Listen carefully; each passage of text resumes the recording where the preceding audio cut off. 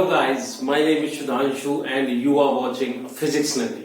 So guys, in today's class we are going to start a new module for class 11th, that is chapter number 3rd, that is motion in a straight line. ठीक है, तो बच्चों ये जो chapter है ये बहुत important है. अगर आप 11th क्लास की प्रिपरेशन की बात करें या आप जेई या नीट की प्रिपरेशन की बात करें तो ये जो चैप्टर है ये बहुत इंपॉर्टेंट होने वाला है. ठीक है, ये चैप्टर और उसके आने वाले कुछ और आगे के जो चैप्टर है वो बहुत इंपॉर्टेंट होने वाले हैं. तो अगर मैं बेसिक की बात करूं इसकी, अगर मैं इसकी इंट्रोडक्शन सेक्शन की बात करूं तो ये जब मैं इसकी इंट्रोडक्शन की बात करूंगा तो आपको आपकी 9th क्लास याद आएगी. ठीक है, 9th क्लास के अंदर एक चैप्टर था, first chapter in physics, that is called motion. ठीक है, तो जब भी मैं यहां पे कुछ चीजों की बात करूंगा ना तो आपको मे बी आपको इस क्लास की याद आएगी, 9th क्लास की, अगर आपको याद है तो. ठीक है, तो चलिए सबसे पहले स्टार्ट करते हैं इसका इंट्रोडक्शन. तो देखिए बच्चों, फिजिक्स के अंदर जो भी हम पढ़ते हैं ना, that particular topic is belongs to some specific type of physics. That means कि देखिए फिजिक्स के अंदर बहुत सारी ब्रांचेस होती है ना, लाइक मैकेनिक्स, डायनामिक्स, काइनेमेटिक्स. आगे जाके आप लाइट पढ़ेंगे, आप थर्मोडायनामिक्स पढ़ेंगे, हीट पढ़ेंगे, ग्रेविटेशन पढ़ेंगे. ठीक है ना, तो जितनी भी फिजिक्स के चैप्टर हैं दे आर पर्टिकुलरली किसी एक टाइप ऑफ फिजिक्स के साथ रिलेट करता है. तो यहाँ पे ये जो हमारा चैप्टर है ये फिजिक्स की ब्रांच के साथ रिलेट करता है, that is called a mechanics. ठीक है, तो ये जो है ये मैकेनिक्स के अंदर डील करता है. अब देखिए मैकेनिक्स बेसिकली क्या होता है. देखिए मैकेनिक्स को ना हमने बेसिकली दो हिस्सों के अंदर डिवाइड कर दिया गया. One is the static mechanics and another one is the dynamic mechanics. ठीक है, तो हम देखिए बात करके देखते हैं कि भैया स्टैटिक मैकेनिक्स बेसिकली क्या होता है. देखिए जब भी मैं स्टैटिक मैकेनिक्स की बात करता हूं तो स्टैटिक मैकेनिक्स के अंदर बेसिकली दो चीजें होती हैं. पहली चीज क्या होती है, that is there should be no motion. ठीक है, जब भी स्टैटिक मैकेनिक्स की बात करते हैं तो उस पर्टिकुलर के अंदर जो मोशन है वो नहीं होगा. There is no motion but it exerts force. ठीक है, लेकिन ये क्या करेगा, ये मोशन नहीं करेगा बट ये फोर्स एक्सर्ट करेगा. अब आप बोलेंगे सर ये क्या बात हुई, मोशन भी नहीं कर रहा है बट फोर्स भी लगाएगा. तो इसका ना एक एग्जांपल से समझते हैं. कैसे समझते हैं इसके एग्जांपल से. अब मान लीजिए कि ये एक ग्लास है. ठीक है, and this particular glass is filled with water like this. Okay, यहां मैं आपसे क्वेश्चन पूछता हूं कि मुझे बताइए क्या ये वाटर पार्टिकल्स मूव कर रहे हैं एक जगह से दूसरे जगह पे. आप बोलोगे नो, है ना, there is no movement. Yes और नो, यहां पे किसी भी तरीके की कोई मूवमेंट नहीं है. लेकिन अगर मैं आपसे बोलूं कि भाई ये जो पार्टिकल है, ये जो स्पेसिफिक पार्टिकल है, ये फोर्स किस तरफ लगा रहा है, तो आप बोलोगे कि सिर्फ this particular particle is exerting force on the wall of the glass.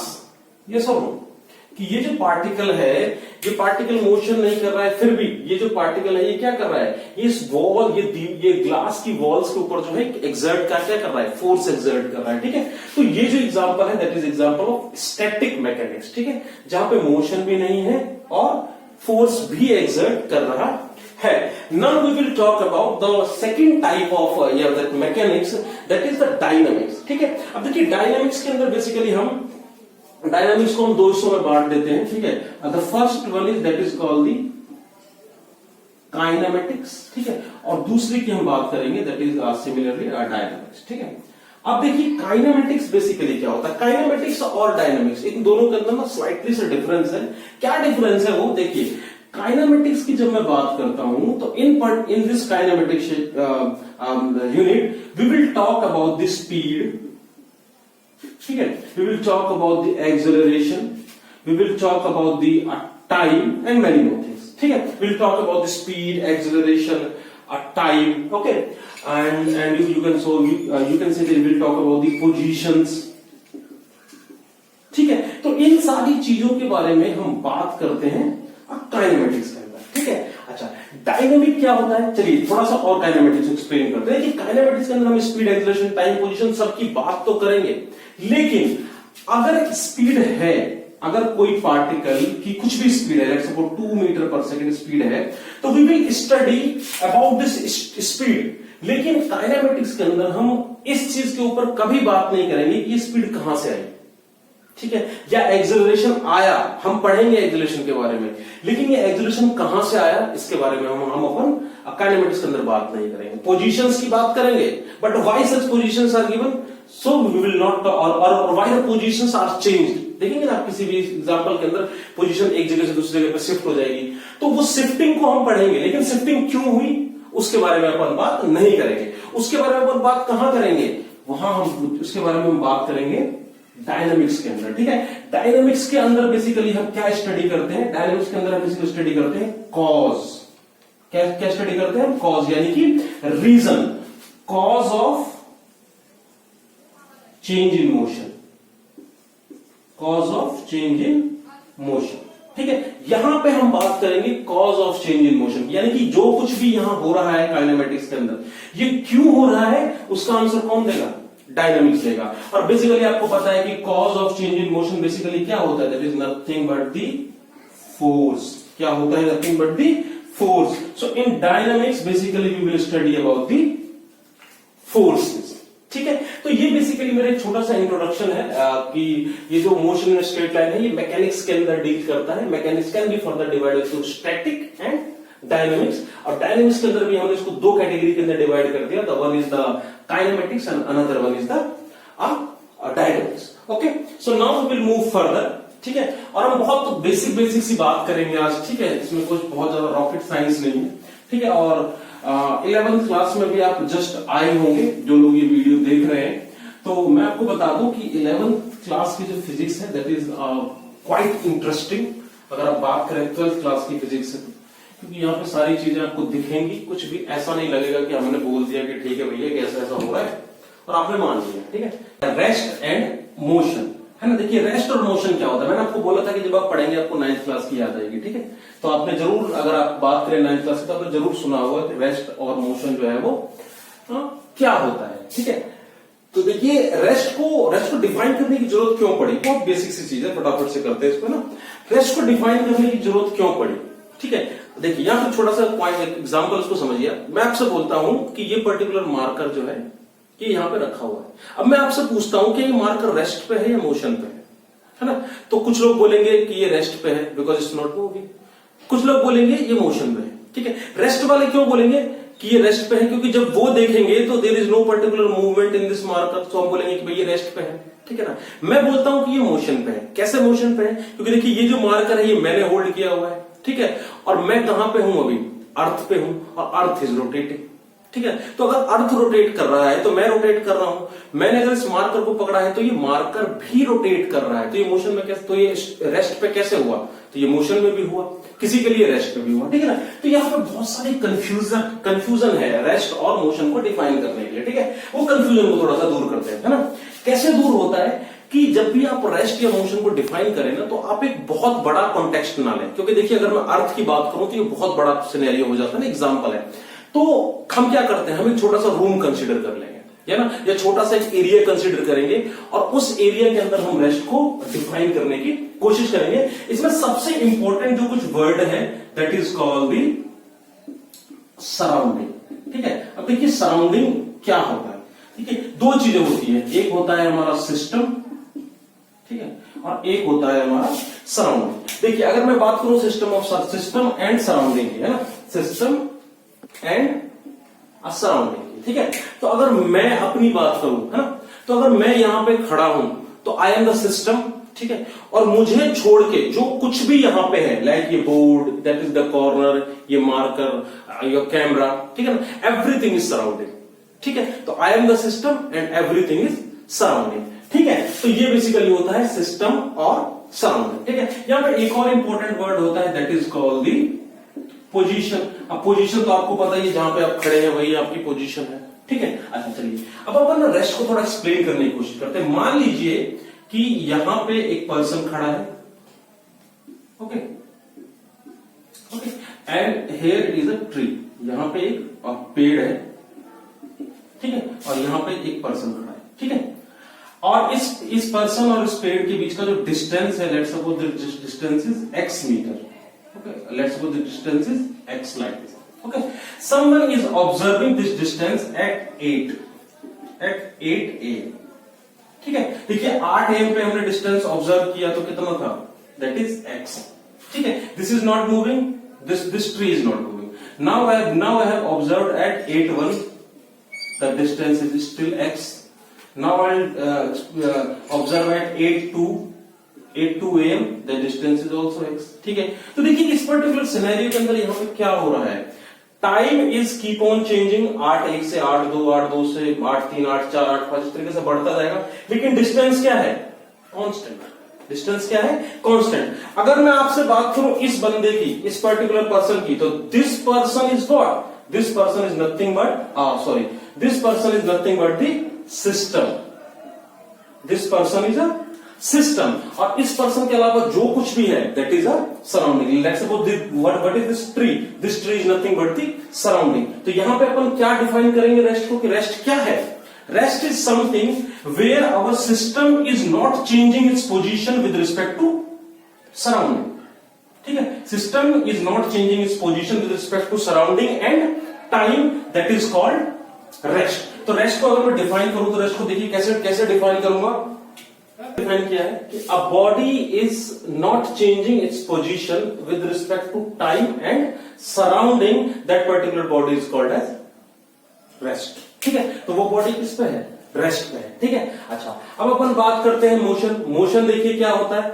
Motion just इसके अपोजिट है कि if a body is changing its position with respect to time and surrounding, ठीक है। यहां पे मैं इसको डिफाइन कर देता हूं, क्या है कि if a body is changing its position with respect to time and surrounding, that is called motion. यानी कि कोई सराउंडिंग की कंपैरिजन में अपने डिस्टेंस को चेंज कर रहा है तो वो क्या है, मोशन में है, और अगर नहीं कर रहा है तो वो क्या है, वो रेस्ट में है, ठीक है। तो ये तो हो गई रेस्ट और मोशन की बात, बहुत सिंपल और सटीक सा कॉन्सेप्ट है, इसमें कोई बहुत ज्यादा रॉकेट साइंस नहीं है, ठीक है।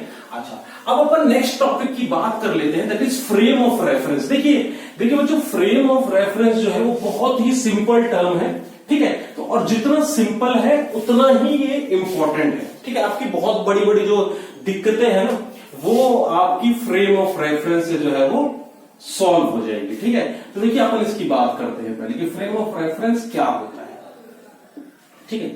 अब देखिए एक एग्जांपल मैं यहाँ पे आपको एग्जांपल से समझाता हूं, उसको डिफाइन करने के लिए कोई नहीं पूछेगा आपसे कि फ्रेम ऑफ रेफरेंस बताइए, ठीक है। देखिए मान लीजिए कि ये आप ट्रेन में बैठे हैं, ठीक है, दिस इज अ ट्रेन, ठीक है, और ड्राइंग को ज्यादा सीरियसली लेना नहीं, ठीक है। और इस ट्रेन के अंदर मान लीजिए 2 चेयर हैं यहाँ पे लगी हुई है कुछ इस तरीके से, ओके, ठीक है। और यहाँ पे एक बंदा बैठा हुआ है, लेट्स सपोज एक्स बंदा बैठा हुआ है, यहाँ पे एक बंदा बैठा हुआ है Y, okay. And this particular train is at station now, ठीक है, ये स्टेशन पे है, ये रुकी हुई है, ठीक है। और एक बंदा जो है वो प्लेटफॉर्म पे है, दिस इज द प्लेटफॉर्म, और एक बंदा इस प्लेटफॉर्म पे ऐसे खड़ा है और इस ट्रेन को जो है वो देख रहा है, ठीक है। तो देखिए यहाँ पे एक चीज है, मैंने यहाँ पे कुछ कंडीशंस लेते हैं, फर्स्ट हम कंडीशन लेते हैं एक्स एंड वाई की, ठीक है ना। देखिए ट्रेन रुकी हुई है, ठीक है ना। मैंने एक्स से पूछा कि भाई बताइए कि ये वाई मूव कर रहा है, तो क्या आंसर देगा वो, बोलेगा नहीं मूव कर रहा है, ही इज एट रेस्ट, क्योंकि क्या है वो डिस्टेंस चेंज नहीं कर रहा है ना। When this person X is looking towards Y, that y is not changing the distance with respect to x, तो क्या बोलेगा कि नहीं भाई ये तो स्टेबल है। सेम क्वेश्चन मैं y से पूछता हूं कि whether this x is moving or not, this y will answer no, it's not moving, because this x is also not changing the position with respect to me, so it is also at rest, ठीक है। Same time another person is standing on the platform, मैंने इस बंदे से पूछा कि whether this x and y is moving, ठीक है, तो वो बोलेगा कि नहीं, this x and y is also at rest with respect to me, because here this x and y is not changing position with respect to time, तो ये बोलेगा नहीं ये सब रेस्ट पे है, किस कंडीशन में, when the train is stop, when train is stop, train is not moving, ठीक है, एक बात हो गई, ठीक है। अच्छा, दूसरे केस में हमने क्या बोल दिया कि नाउ ट्रेन इज मूविंग, ठीक है। अगर अब ट्रेन मूव कर रहा है, अब मेरी बात ध्यान से सुनिएगा, अब मैं ट्रेन मूव कर रहा है, तो अब मैंने एक्स से पूछा कि भाई now tell me whether this X is at rest और मोशन, क्या बोलेगा वो बोलेगा नहीं, this Y is at rest. क्यों रेस्ट पे है, क्योंकि भाई ट्रेन के अंदर एक्स भी बैठा है, ट्रेन के अंदर वाई भी बैठा है। Whether the train is moving but the distance between X and Y is not changing. ठीक है, तो एक्स क्या बोलेगा, नहीं वाई रेस्ट पे है, वाई क्या बोलेगा, नहीं एक्स रेस्ट पे है, बिकॉज भाई ये दोनों के दोनों ट्रेन का हिस्सा है, तो इन दोनों के बीच का जो डिस्टेंस है वो चेंज नहीं हो रहा है। तो ठीक है, तो आफ्टर द जब ट्रेन चलने भी लगेगी तब भी एक्स और वाई एक दूसरे के लिए रेस्ट पे है। Now come to the second part. अब मैंने बोला कि भाई ये जो पर्टिकुलर पर्सन है, इससे पूछा मैंने, भाई अब बताओ क्या एक्स और वाई रेस्ट पे है कि मोशन पे है? वो क्या बोलेगा, वो बोलेगा no, now this X and Y is in motion. क्यों मोशन पे है? क्योंकि ये प्लेटफॉर्म वाला जो बंदा है उसके लिए ये ट्रेन अब चल रही है, तो दिस पर्टिकुलर, और ये जो ट्रेन चल रही है इस ट्रेन के अंदर एक्स एंड वाई दोनों बैठे हैं। अगर ट्रेन चल रही है तो एक्स और वाई भी चल रहे हैं साथ में। ठीक है, so with respect to this person this X and Y is changing its position. ठीक है, तो क्या बोलेगा कि बोलेगा नहीं भाई एक्स एंड वाई जो है ये मोशन में है, ये सर नो। अच्छा, अब मान लीजिए कि इसी ट्रेन के अंदर एक बंदा यहां पे खड़ा होकर ऑब्जर्व कर रहा है। ठीक है, चलिए छोड़िए इसको, छोड़िए। अब मैंने एक्स और वाई से पूछा कि भाई मुझे बताओ कि ये बंदा चल रहा है या नहीं चल रहा है। ठीक है, क्वेश्चन रिवर्ट कर दिया, ये बंदा चल रहा है, चल रहा है। बेसिकली ये बंदा जो है ये स्टैंडिंग पोजीशन में है, ये रुका हुआ है प्लेटफॉर्म के अंदर। ठीक है, तो अब मैं अगर ट्रेन चलती भी ट्रेन में अगर मैं इससे पूछूं भाई ये बंदा चल रहा है या नहीं चल रहा है, वो क्या बोलेगा, बोलेगा no, this particular person is also in motion. क्यों क्यों क्यों? क्योंकि इसका भी जो डिस्टेंस है वो with respect to train change हो रहा है। ठीक है, तो देखिए यहां पे आपको क्या समझ आने की मैं कोशिश कर रहा हूं कि देखिए कंडीशन सेम है, ट्रेन मूव कर रही है इसके, इनके लिए भी और इसके लिए भी, लेकिन एक्स वाला बंदा जब देखता है वाई को तो ये बोलता है कि रेस्ट पे है, और यही एक्स वाला बंदा जब इस पर्सन को देखता है प्लेटफॉर्म तो ये बोलता है ये मोशन पे है। ठीक है ना। अच्छा, इस वाले बंदे से मैं पूछता हूं तो ये बोलता है कि ये भी मोशन पे है, ये भी मोशन पे है। ठीक है, और इसके बगल में एक और बंदा खड़ा है तो बोलेगा नहीं ये रेस्ट पे है। ठीक है ना। तो इससे आप क्या समझते हैं? इससे हम ये समझते हैं कि मोशन को, किसी भी एक मोशन को अगर आप डिफरेंट पोजीशन से अगर आप उसको ऑब्जर्व करेंगे ना, ठीक है, तो वो क्या होगा, वो अलग अलग तरीके से आपको जो है एक पैरामीटर समझाएगा। जैसे कि मान लीजिए let's suppose this is again a train. ठीक है, एक बंदा यहां पे खड़ा है, ठीक है, और एक बंदा यहां पे खड़ा है। ठीक है, फ्रेम ऑफ रेफरेंस की बात कर रहे हैं। मान लीजिए ट्रेन ऐसे चल रही है, ठीक है, ये बोलेगा this particular train is approaching towards me. ये सब नो, इसकी तरफ आ रही है ना, this particular train is approaching towards me. Same train को जब ये बंदा देखेगा तो ये क्या बोलेगा, this train is moving away from me. ये क्या बोलेगा, this particular train is moving away from me. यानी कि एक ही मोशन को अगर मैंने दो अलग अलग पोजीशन से देखा, that's position A and position B, तो ए वाला बोलता है कि ट्रेन जा रही है और बी वाला बोलता है कि ट्रेन आ रही है। ठीक है ना। So this is the beauty of frame of reference. ठीक है, कि आप अपने आप को जहां पुट करेंगे ना, आपको मोशन जो है वो कुछ अपने हिसाब से जो है वो दिखेगा। ठीक है, तो ये बात हो गई फ्रेम ऑफ रेफरेंस की। ठीक है, ये बहुत इंपॉर्टेंट है जब आप रिलेटिव वेलोसिटी के ऊपर जब हम न्यूमेरिकल्स करेंगे ना, या रिलेटिव वेलोसिटी टॉपिक जब हम पढ़ेंगे तो आपको पता चलेगा कि भाई फ्रेम ऑफ रेफरेंस कितना इंपॉर्टेंट हो सकता है। ठीक है, तो आज की क्लास के अंदर बच्चों इतना ही, और नेक्स्ट क्लास में we will talk about the distance, displacement और वेलोसिटी और many more things we have to discuss in this chapter. Okay, so till then, bye bye, see you in the next class.